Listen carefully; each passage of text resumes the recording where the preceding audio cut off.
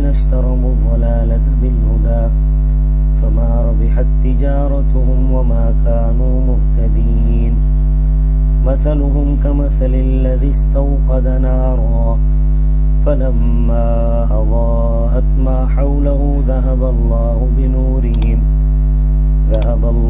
بنورهم وتركهم في ظلمات لا يبصرون صم بكم عمي فهم لا يرجعون أو كصيب من السماء فيه ظلمات ورعد وبرق يجعلون أصابعهم في آذانهم من الصواعق حذر الموت والله محيط بالكافرين يكاد البرق يخطف أبصارهم كلما أضاء لهم مشوا فيه وإذا أظلم عليهم قاموا ولو شاء الله لذهب بسمعهم وأبصارهم إن الله على كل شيء قدير صدق الله العظیم۔ گزشتہ کل کے درس میں ان آیات کا ترجمہ اور شروع کی ایک آیت کی تفسیر، اس کے ضمن میں کفار کے جو نابالغ بچے ہیں وہ جنت میں جائیں گے یا جہنم میں، اس کا کیا حکم ہے، وہ بھی کل تفصیل سے بیان کر دیا تھا۔ آج اگلی آیات کی تفسیر انشاءاللہ بیان کروں گا۔ اللہ تبارک و تعالی نے، میں نے کل کے درس میں بتایا تھا، دو مثالوں کے ذریعے سے منافقین کی حالت کو بیان فرمایا ہے۔ فرمایا مثلہم کمثل الذی، مثال ان کی اس شخص کی طرح ہے جس نے اندھیرے اور تاریکی میں استوقد نارا، آگ جلائی تاکہ اس کی روشنی سے فائدہ حاصل کرے۔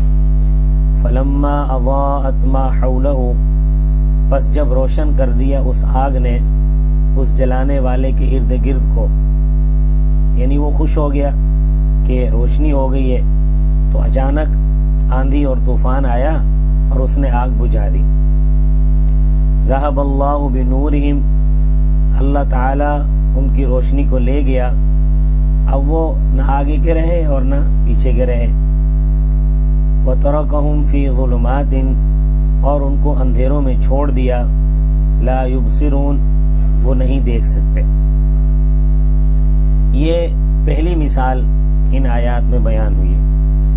یہ مثال منافقین پر اس طرح فٹ آتی ہے کہ منافقین کفر و شرک کے اندھیروں میں پھنسے ہوئے تھے، تو جس طرح اندھیرے میں پھنسا ہوا آدمی آگ جلاتا ہے اور اس کی روشنی سے فائدہ اٹھاتا ہے، تو انہوں نے وہ آگ تو جلائی، یعنی کلمہ پڑھا تاکہ اس سے فائدہ اٹھائیں، چنانچہ اس سے ان کو مال غنیمت ملا، زکاتیں ملی، صدقات ملے، خیراتیں حاصل ہوئیں، مسلمانوں کی سختی سے بچے، زبانی کلمہ پڑھنے سے ان کو یہ کچھ فائدہ حاصل ہوا،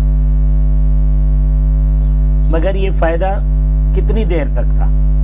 صرف سانس نکلنے تک۔ اس وقت تک روشنی نے ان کا ساتھ دیا، سانس نکلنے تک، اور سانس نکلنے کے بعد اس روشنی نے نہ تو ان کا ساتھ قبر میں دینا ہے، نہ حشر میں یہ روشنی ان کا ساتھ دے گی۔ اگر وہ کلمہ اخلاص کے ساتھ پڑھتے تو ہمیشہ کے لیے ساتھ دیتی روشنی۔ اب جب اللہ تعالی نے جان نکال لی تو یہ اندھیرے میں رہ گئے۔ سمن بکمن، بہرے ہیں، گونگے ہیں، عمیون، اندھے ہیں۔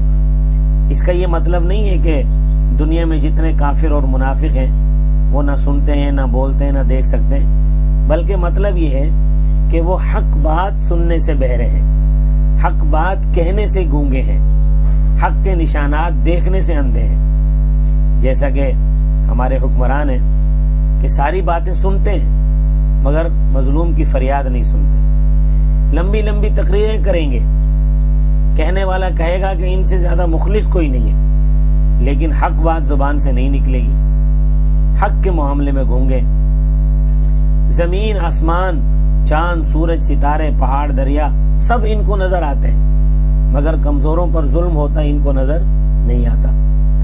غریب اور مظلوم عوام کی غربت اور بے کسی ان کو نظر نہیں آتی، لوگوں کی تکلیفوں اور پریشانیوں کو نہیں دیکھ سکتے، تو اس سلسلے میں یہ اندھے ہیں۔ آج سے کوئی تقریباً 100 سال پہلے کی بات ہے، حضرت مولانا سرفراز خان صفدر رحمۃ اللہ علیہ نے اپنا ایک واقعہ نقل کیا۔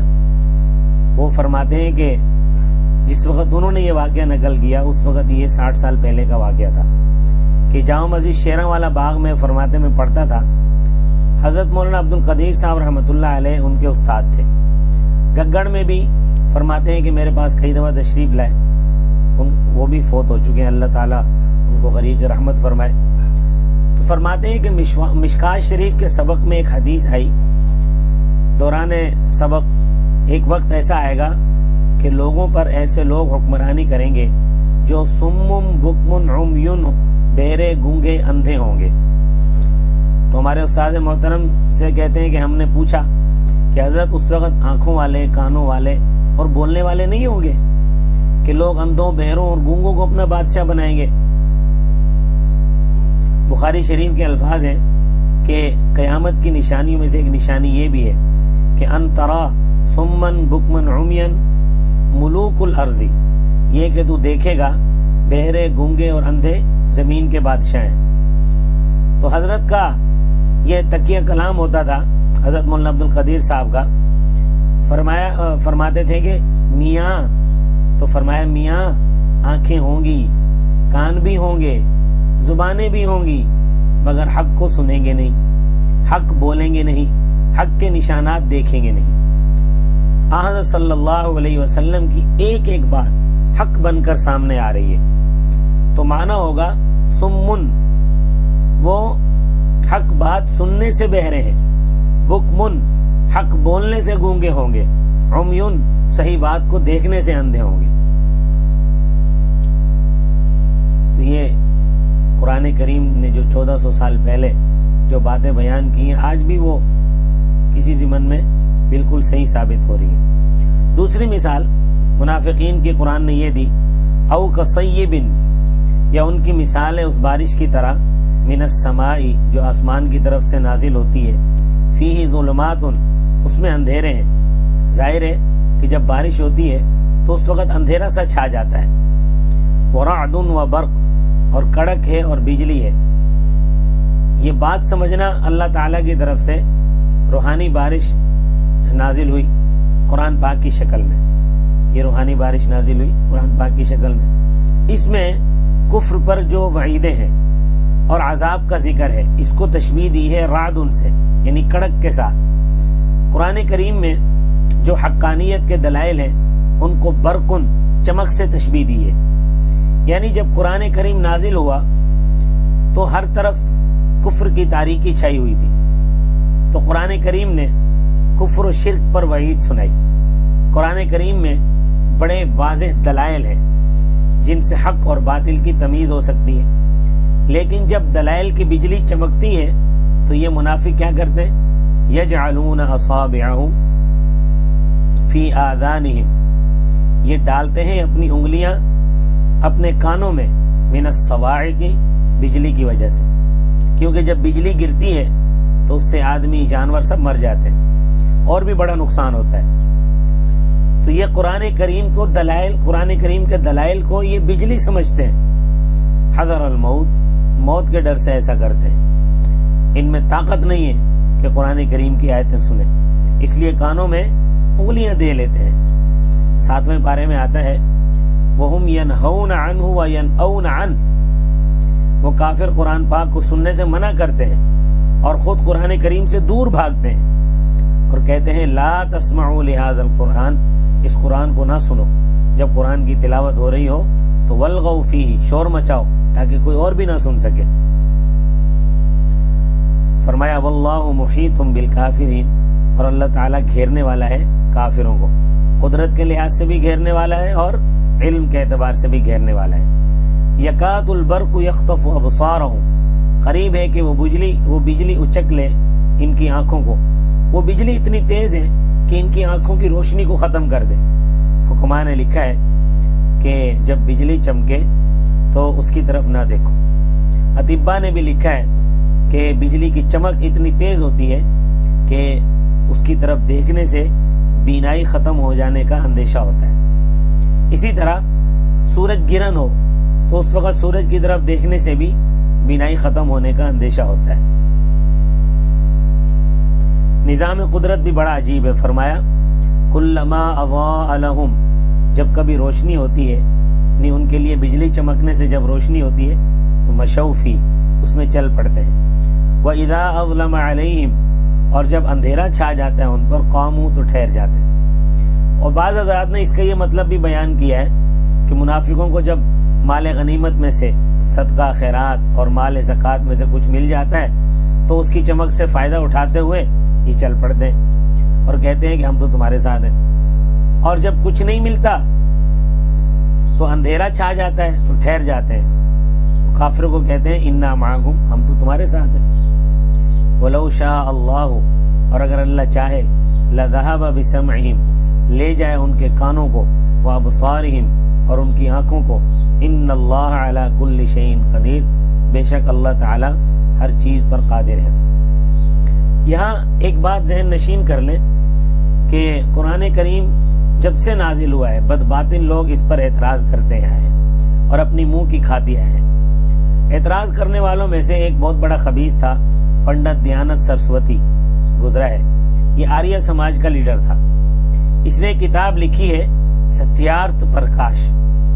اس کے 14ویں باب میں قرآن کریم پر اعتراضات کیے ہیں اور بڑی گندی زبان استعمال کی. قرآن کریم کے نازل کرنے والے یعنی رب تعالیٰ کو اس نے معاذ اللہ بے ایمان، جاہل اور بدو کہا ہے، العیاذ باللہ، اور اپنے آپ کو محقق کہتا ہے. اس کا انداز یہ ہے کہ پہلے قرآن کریم کی آیت کا ترجمہ نقل کرتا ہے، پھر آگے لکھتا ہے کہ محقق کہتا ہے. چنانچہ اس نے اس آیت کریمہ پر بھی اعتراض کیا ہے. لکھتا ہے کہ مسلمانوں، تم قرآن میں پڑھتے ہو کہ اللہ ہر چیز پر قادر ہے، تو مجھے یہ بتاؤ کہ اللہ تعالیٰ چوری اور زنا پر بھی قادر ہے. تو ہمارے اور اللہ کے درمیان کیا فرق ہوا؟ اگر قادر نہیں ہے تو پھر تمہارا قرآن سچا نہیں ہے. تو اس کا جواب قاسم العلوم والخیرات حضرت مولانا محمد قاسم نانوتوی رحمۃ اللہ علیہ نے دیا، اور اللہ تبارک و تعالیٰ ان کو جزائے خیر عطا فرمائے. انہوں نے اس دور میں بہت ساری کتابیں لکھی ہیں. ان میں سے ایک کتاب انتصار الاسلام ہے. اس میں انہوں نے اس کے اعتراضات کے جوابات دیے. اس اعتراض کا حضرت نے جو جواب دیا ہے اس کا خلاصہ یہ ہے کہ حضرت فرماتے ہیں کہ پنڈت جی، چوری کی تعریف ہے کہ آپ غیر کی ملک میں ہاتھ ڈالیں. اپنی ملک میں سے اگر آپ کوئی چیز لیں گے تو وہ چوری نہیں کہلائے گی. کسی چیز کے متعلق یہ پہلے ثابت کرو کہ یہ چیز اللہ تعالیٰ کی ملکیت نہیں ہے اور فلاں کی ملکیت ہے، پھر بعد میں چوری کی بحث آئے گی. جب دنیا کی تمام چیزیں اللہ تعالیٰ کی ملک ہیں تو ان میں چوری کا سوال کس طرح پیدا ہوتا ہے؟ رہی بات زنا کی، تو زنا کے لیے مردانہ آلات کی ضرورت ہے. پہلے رب تعالیٰ کے لیے وہ آلات ثابت کرو، پھر زنا کی بات ہوگی. رب تعالیٰ کی ذات تو ان تمام چیزوں سے پاک ہے. رب تعالیٰ تمام اوصاف سے متصف ہے. اس کی جو وہ صفتیں ہیں وہ ہماری نہیں ہیں. ارشاد ربانی ہے لیس کمثلہ شیء، اس کے مثل کوئی چیز نہیں ہے. تو اس کے کان ہمارے کانوں کی طرح نہیں ہے، اس کی زبان ہماری زبان کی طرح نہیں ہے، اس کے ہاتھ ہمارے ہاتھوں کی طرح نہیں ہے، اس کے پاؤں ہمارے پاؤں کی طرح نہیں ہے. اللہ تعالیٰ جسمانیات سے پاک ہے. اور پنڈت جی، اس بات کو تو تم بھی مانتے ہو کہ اللہ تبارک و تعالیٰ جسمانیات سے پاک ہے، لہذا تمہارا یہ سوال کرنا ہی حماقت ہے. اور بے شک اللہ تبارک و تعالی ہر چیز پر قادر ہے. اللہ تبارک و تعالی مجھے اور آپ کو عمل کی توفیق عطا فرمائے. وما علینا الا البلاغ المبین.